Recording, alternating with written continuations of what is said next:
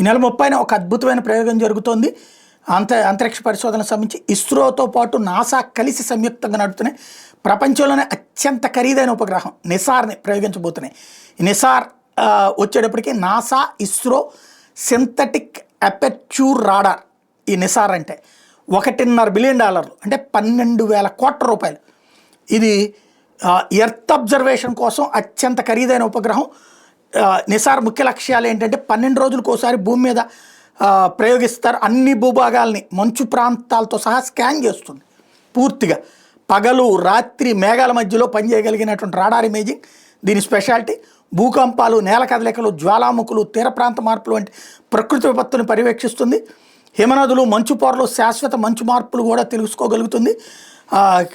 ఏది క్రియోస్పియర్ డైనమిక్స్కి సంబంధించి వన్యజీవావాసాలు, అటవీ వనరులు, పంట భూములు కూడా మ్యాపింగ్ చేయగలుగుతుంది. వ్యవసాయము, నీటి నిర్వహణలో ఉపయోగపడే మట్టిలో తేమ స్థాయిలు, పంటల పెరుగుదల వంటి అంశాలను కూడా విశ్లేషిస్తుంది. జాతీయ రక్షణకు కూడా ఉపయోగపడుతుంది. యుద్ధ సమయాల్లో లేదా సరిహద్దులు భూభాగంలో మార్పులు కానీ, నిర్మాణాలు కానీ, వాహనాల చలనం కానీ, టన్నెలింగ్ కార్యకలాపాలు కానీ, ఇతర వినూత్న మార్పులు కూడా గుర్తిస్తుంది. ప్రధానంగా శాస్త్రీయ పౌర ప్రయోజనాల కోసం రూపొందించబడినటువంటి ఇది పరోక్షంగా దేశ రక్షణ కూడా మద్దతు ఇచ్చేటటువంటిది.